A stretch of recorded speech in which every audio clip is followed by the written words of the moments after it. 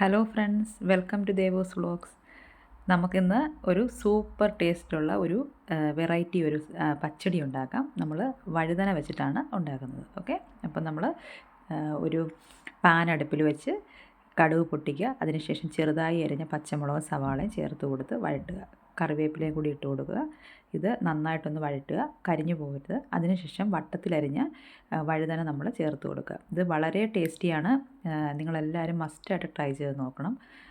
വളരെ സിമ്പിളാണ് ഉണ്ടാക്കാൻ, പക്ഷേ വളരെ ടേസ്റ്റിയാണ്.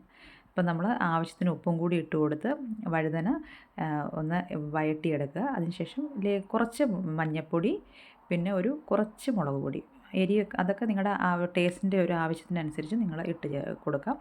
എരിവ് കൂടുതൽ വേണ്ടവർക്ക് കുറച്ചുകൂടി മുളക് പൊടി ചേർക്കാവുന്നതാണ്.